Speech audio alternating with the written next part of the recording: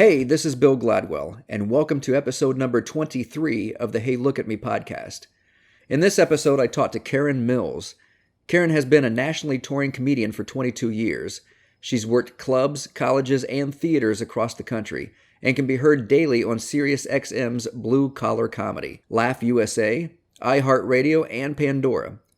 Karen and I talk about playing basketball, getting started in comedy, performing in theaters, and overcoming cancer.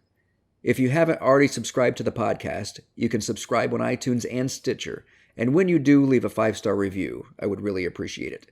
You can follow me on Twitter at Bill Gladwell, and you can jump on my website with any questions or comments at BillGladwellLive.com. So enjoy episode 23 of the Hey Look at Me podcast. I didn't know what to expect because I seen a couple clips of you, and it's so hard to gauge a comedian by the clips they have on YouTube because you don't get that connection with the audience and you just see that part. So we always like to see the opening night to see how it goes. And we've been wrong. I mean, we've seen some clips that were really bad with some comedians, but they were really good when they got here. And we've some really good, like, minute-and-a-half clips. And then they got here, and the whole other 50 minutes was really bad. Yeah. Only had 3 minutes total. Yeah. So, but the podcast is called Hey Look at Me. So we got Karen Mills. Karen, I didn't know anything about you. I knew your name, but I hadn't seen your stand-up at all until tonight. And it was fabulous. It was really thank you. Really good. Thank you. And you live in Chattanooga now? I do. But are you from there? I'm from Cleveland, Tennessee, Okay. not Ohio, and which is only 30 miles from Chattanooga. Yeah. Northeast. And we were texting back and forth when before you got here, and I said we've been to Chattanooga, and it's one of my favorite cities because we walked all over that place. I think miles when we. It's a beautiful city. It is, and we went at Cheeseburger. And they were very nice there. The people were very nice there, and Southern hospitality. It was a great time. Yeah, and when I went to school at UTC, it was not downtown. Was not where you wanted to be. I mean, it was dangerous. Really? And, yes, and that was, of course, in that same area where like Cheeseburger is. Yes, and I graduated in 80. Well, I finished my eligibility in 81, graduated in 82, but I moved to Atlanta for 18 years. And then I came back to Chattanooga. Maybe it did change. It was just the contrast from Atlanta to Chattanooga. So. No, they hadn't done any of the renovation. And I came back to do a benefit downtown. And when I got downtown, I'm like, oh, MG. And so I moved back in 6 months. I loved it. Now, I think Chattanooga has a city-run internet access. Is that right? We have the fastest internet. Our internet access, I think us and Austin are like the two fastest in the country. Because it's run by the city, right? Not by like Time Warner Cable or anything like that. That's right. Yes. But it's some type of technology, though, with the fiber optics. It's just a faster technology. You can obviously tell. I don't know. I just heard about it. I knew how to intelligently discuss it, but what I do know is that when I get other places I get frustrated because the internet is definitely slower. Yeah. I mean, it's instantaneous. Yeah, I know. So entrepreneurs are coming to Chattanooga like crazy. Yeah, because and Austin. And Austin, like you right. said. Yeah, it's crazy. It's very cool. And I think, like I said, I think the city government was in charge of that. Yeah. I made my wife. We drove past Sofa King. Yes. Yeah. That's a friend of mine. Is it really? Yeah. So we got out, we took pictures in front of it, and he got a little flack for that, but yeah, he's funny. He has several restaurants and different things in the area, so he's a very funny guy. I'm a fan of Bob and Tom, and that's where I first heard about Sofa King furniture. And so, have you been on Bob and Tom? I have. I think that's how long ago was that? Oh, it's been probably 6 years or so. I know I've heard your name from there because I've listened to him ever since the 90s. Yeah, I've been on a few times. Yeah, so that's... Bob and Tom, John Boy Billy, Rick and Bubba, all those. Yeah. Yeah, Bob and Tom's kind of the... They've started a lot of careers for people. Yeah, they have. They're great. Yeah. So you grew up in Cleveland? I did, yeah. But when I went to school in Chattanooga, I never went back to Cleveland. I went from there to Atlanta and then back to Chattanooga. Did you go to Atlanta because of the career? No, I went to Atlanta because everyone thought I'd be a basketball coach. I was a health and physical education major. Played college ball, drafted into the WBL, Women's Basketball League, but that was before the NBA supported it, and it folded 2 weeks before I was supposed to go to camp. Okay. And so I really didn't know who I was outside of sports, and I didn't love coaching. I did a grad assistantship. I didn't enjoy it the way I did playing, so I was kind of searching.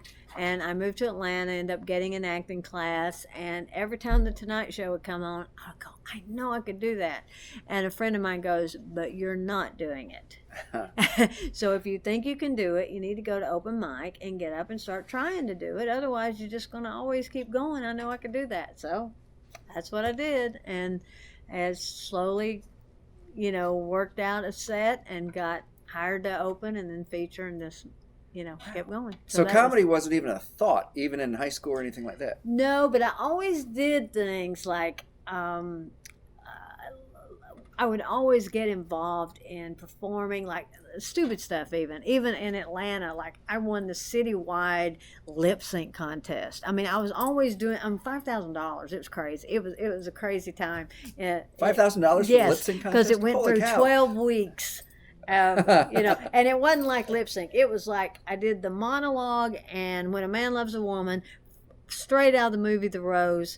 I had people in the audience that were handing me. I mean, it was a production. So anyway, but I was always involved in that, doing plays, doing whatever. Always doing sketch comedy, and I just couldn't. It took me a while to find my way to stand up. Did you like comedy growing up? Did you like stand up? I really didn't even understand that it was an option, to be honest. I've had so many people tell me that. They thought, well, there were 3 or 4 maybe comics in the United States, and that's all there were. Yeah, it was like there was Bob Hope, and that I know I'm dating myself, but it was Joan Rivers and Bob Hope. Yeah, and, specials on TV all the time. Yeah, that kind of thing always going on. And I loved Lucy, and Carol Burnett was my favorite. Yeah. And I loved all that, but I just didn't understand as a career option to go be a stand-up comedian. I didn't understand how to. But what I realized later, and this makes me feel kind of weird to even say this because it seems arrogant a little bit. I don't mean, but I think even as an athlete, as a basketball player, I would rather make a great pass as to make the point, is to score the basket, because I got the crowd going. Right, yeah. So I come to realize that I was somewhat of a performer, even, in sports. Not that I was trying to showboat, that's what it sounds like to me, but I wasn't. But I just realized later that I did love that part of it too. Nice. Were you funny? Did you joke around when you were? The couple of things that stand out were we played at the beginning of one season, we had an exhibition game with Taiwan international team. In Taiwan or here? Here. Yeah. And man, those girls were so rough. And I mean, I was scrappy, had to be because of my size. But I mean, these girls were rough. And we had to play by international rules. And I took an elbow that immediately popped out this golf ball size knot right on my cheekbone. And so anyway, there was this whole thing about people afraid I had a blowout fracture, whatever that is, but something that has to do with the eye socket. Anyway, it all worked out. But then the next game, I came out in shoulder pads and a football helmet. Just for warm up. And of course the fans, had and then another time I'd taken a couple of charges, I remember, and this because I was always kind of getting positioned down under the basket, and I was small, and I'd get the big girl, get position, and she'd take that drop step, and I'd get the charge, and I'd already gotten a couple of charges, and she was just so angry at me for that she squared off with me, and like she drew a fist and was going to hit me, and I jumped up like I was going to take her on, but then I pulled our big girl in between us, and then so I did a couple of little things that were fun, but not to the point where I'd put the game at risk or anything. So you had a friend that urged you to go to open mic. Yes. And where was your first open mic? At the Punchline in Atlanta. Was it really? Yeah, that's my home club. And you had been to comedy clubs before that, I'm sure. I had not a lot though. Again, I didn't really know the art form I just knew more sketch and knew I loved to laugh and watch the monologues on the late shows. I really hadn't been to a comedy club much, but I had gone to the Punchline a few times. Okay. And how did that first night go for you? It went fine, except I didn't know how to write my own material. I could go out and tell a joke. I did some stock stuff, and the manager of the Punchline pulled me aside, and he said, "You have the timing and the presence to do this, but you've got to write your own material." And so he actually recommended a class and for comedy writing, and I took it, and then I got a set, and I went back, and then he hired me to open. Wow. Hired you to open, really? Yeah, after that. Yep.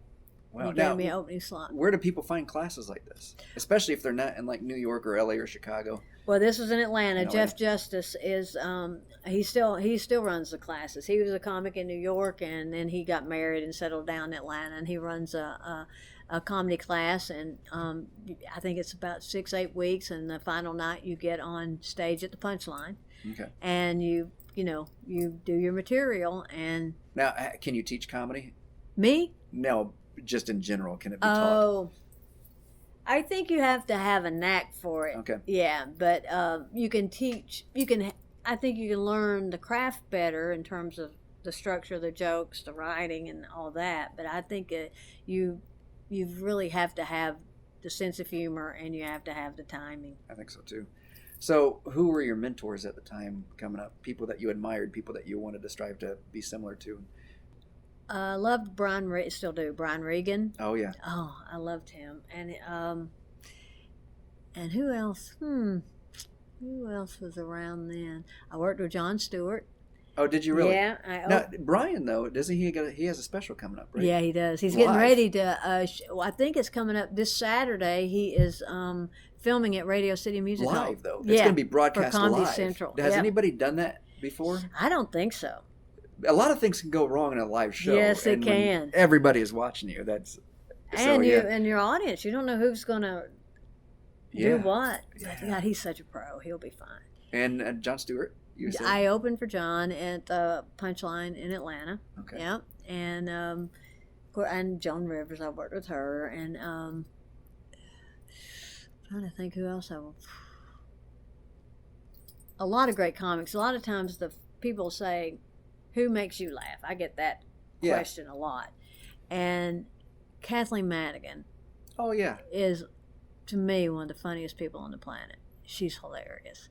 And of course I like Ellen, and but my friends make me laugh harder than anybody. It's true. Summer told me when you were up on stage, you reminded her a lot of Ellen. Yeah, I get that a lot. Do you really? Yeah, I do. And when I was blonder, I got it even more. But we're both clean.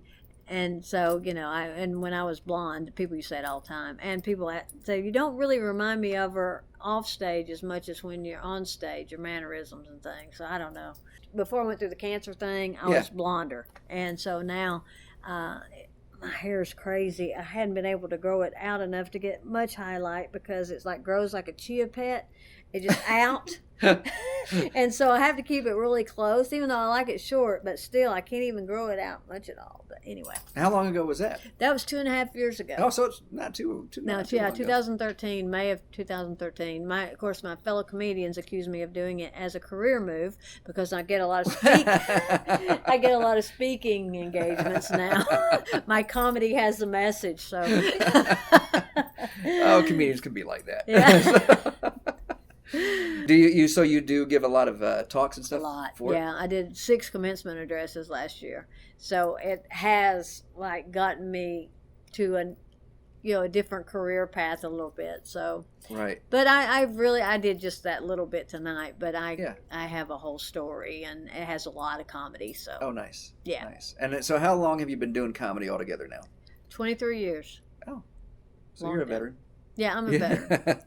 But I didn't start in comedy till I was 32 years old. So you were a little late to the scene. Way late. Compared to some of them. Yeah. I love the intimacy of the comedy club. Yeah. And I love, I always like to stay connected like this I just don't do it as much as I used to.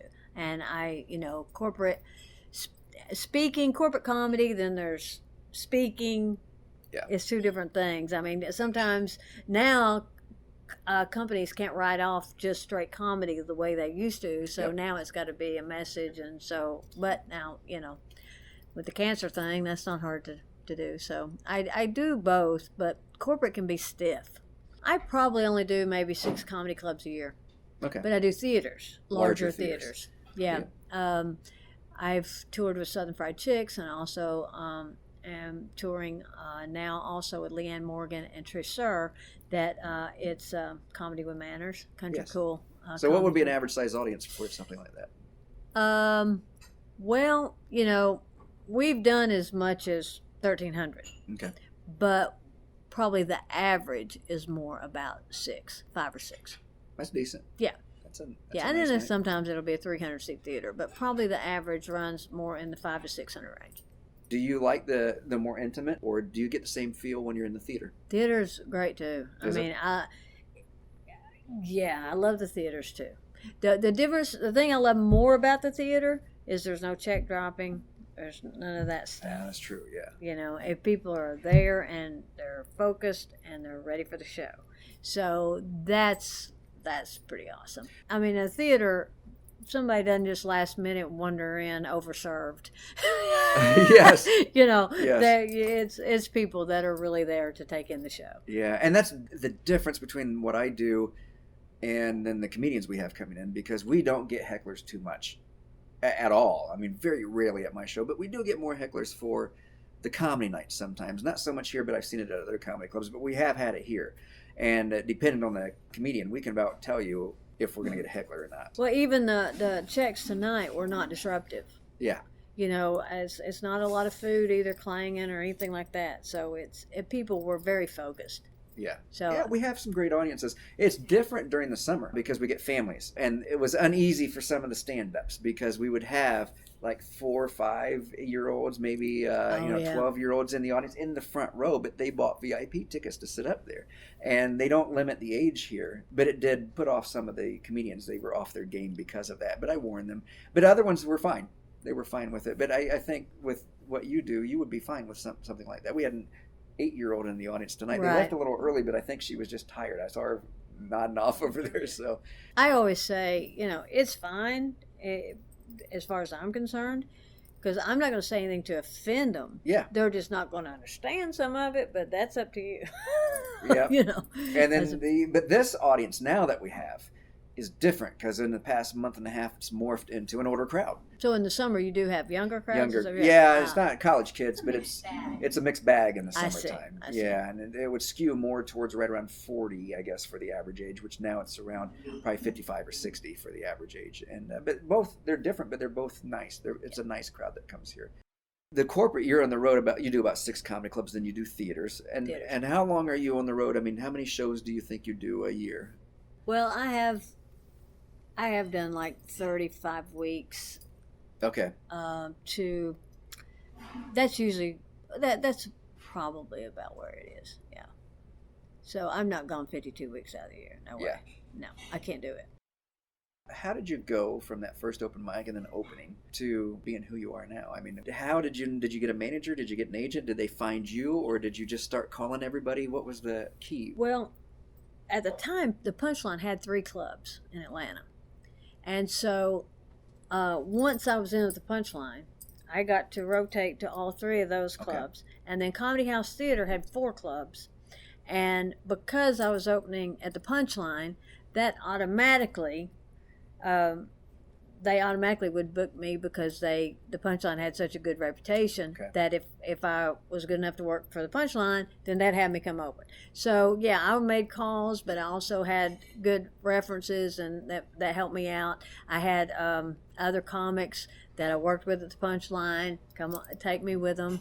So, that helped me so much because, again, and I don't care what anyone does, but when you're clean, you have more opportunities. That's true. Headliners want clean people in front of them as a rule, so I would get taken with a lot of people, and that introduced me to more clubs, and they would have me come back without that headliner, and I would get to move up to feature, and then my own headlining slot. So, and then Southern Fried Chicks, an agent pulled me and Etta Mae and Leanne Morgan together to do these theaters. And, again, you have to be clean in the theater. So you just have so many more opportunities when you're clean.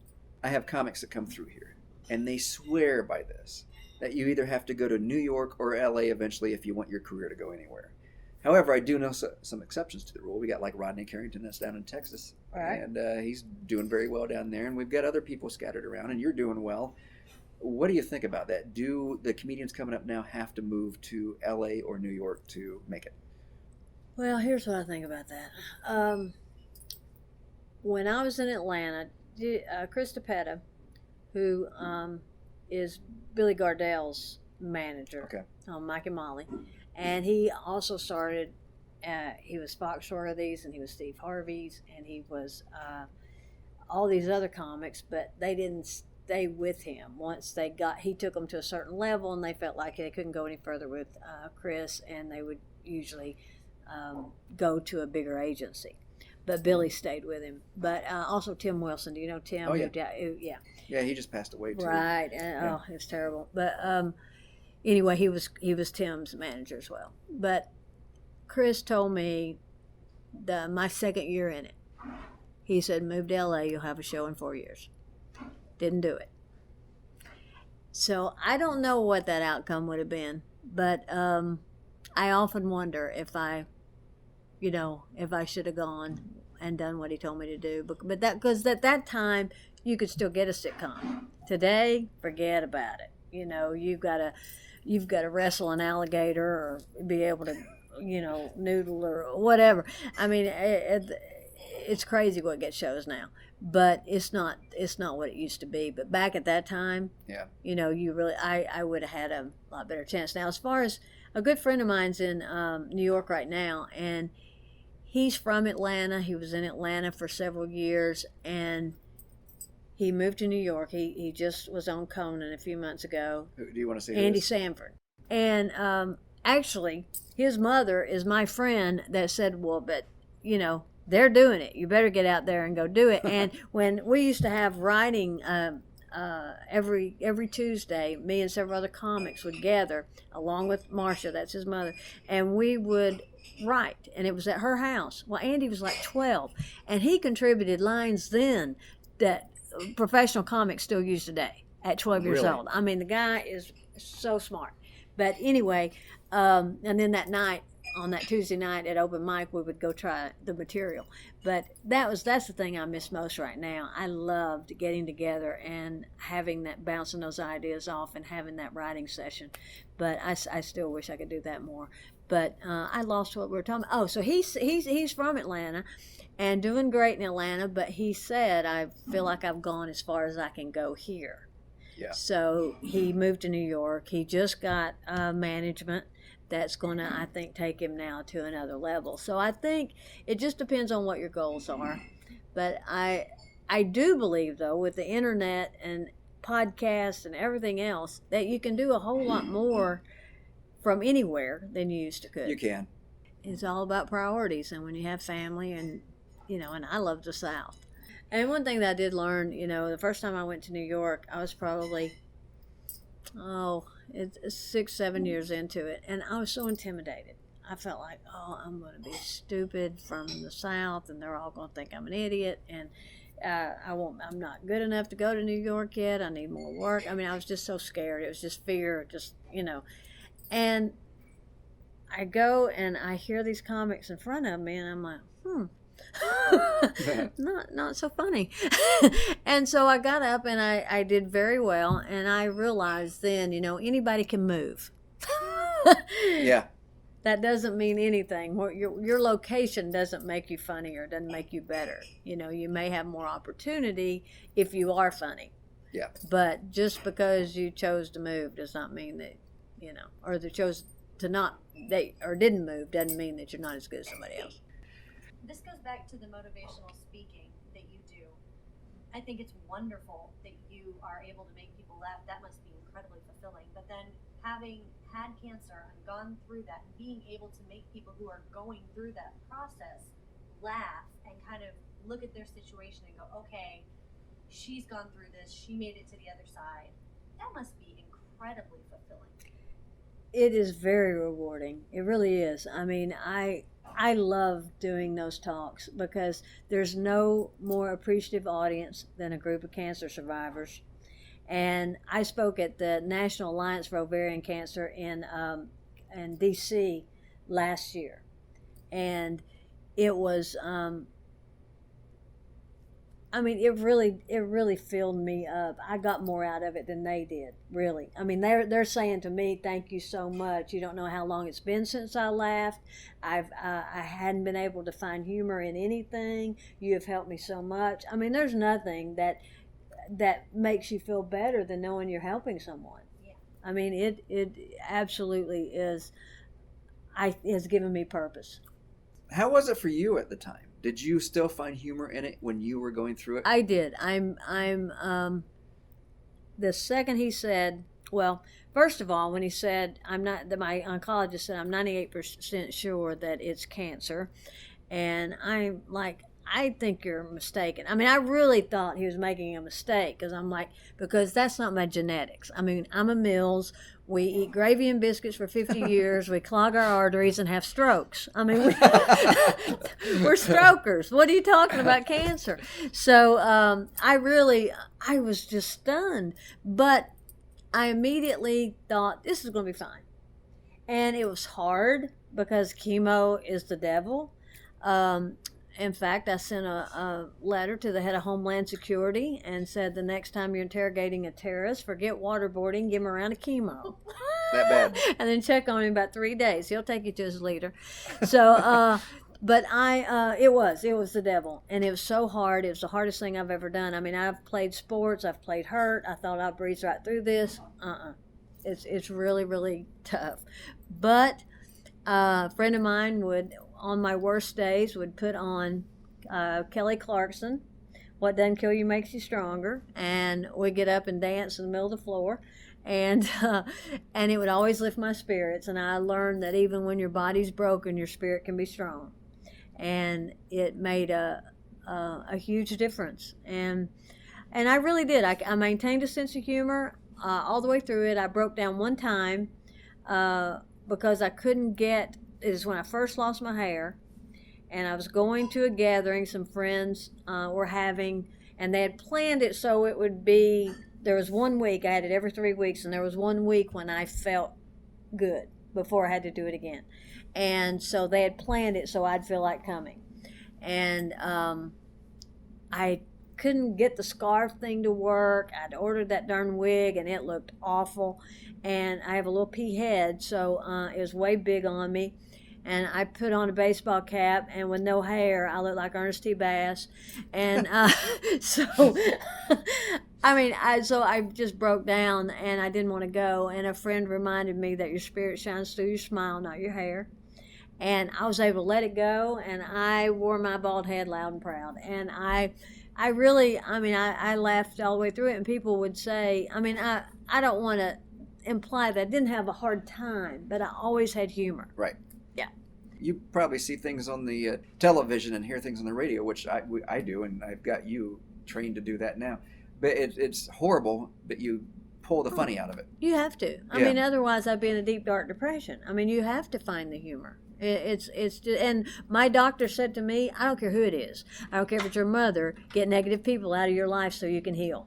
So did that put some people off because you kept that humor and you kept the spirits going? No, it really Good. didn't. I can remember a couple of friends came to the chemo room when I was taking chemo, and we were laughing, and they were so scared coming in there. And after I was talking to them, and they saw I was okay, they said, "Why? I don't know why we didn't realize that you would make us okay." But it's really just my nature to I just always assume it'll be fine. Someday it won't be, but I just always think that everything will work out. And I feel blessed that I went through that, because I feel like I have so much more empathy. I mean, I couldn't get up and joke about cancer if I hadn't had it. But look how many people it can help now because they can now look at it differently. So, I feel like, it was just, it's been a good thing, really. At the end of each podcast, I ask for a tip. If somebody that was just starting out or somebody that's having a hard time keeping going in the business, if you could tell them one thing, what would it be? And the thing I always tell people when they ask me is be bold. And I don't specifically mean on stage. I mean in business, in the stuff you do off stage. Call people that other people aren't calling and do things other people aren't doing. And if you want to meet somebody, if you go to a comedy club or you go to see them play, don't feel bad about walking up to them and introducing yourself, because you never know what kind of tips they can give you. And the answer is always no until you ask. And so just be bold, do that stuff. What would be a tip that you would give somebody? Well, I think be bold is a good tip. But you have to keep getting on stage. I mean, you can't just talk about whatever it is you're wanting to do. It doesn't have to be stage, but whatever it is you're wanting to do, do it. I know it sounds simple, but just do it has a lot of, is deeper than you think, because people,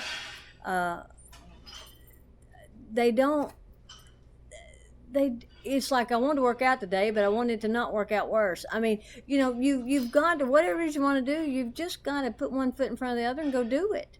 And you have to listen and not just talk all the time. So many people that come up to me and ask for advice, they ask for advice, but then they end up talking more than listening. So don't sell yourself to me. Try to learn from people who are doing what you want to do. If someone is excelling at something and find people who are excelling at what you want to do, and then study them, listen to them, and practice. What kept you going when you first started? Really the same thing that kept me going through cancer. I always think I can do it. I think it's going to be okay. I think if I just keep going, I guess I'm a marathon runner. And because I have always believed, I have thought several times, maybe I should do something else. I mean, I haven't had a sitcom. Nobody knows my name, but I've made a decent living in this business as somebody nobody knows. And I've thought numerous times, maybe I just need to do something different. And then immediately my gut goes, no, that's not what you need to do. So I don't know what else lies ahead for me.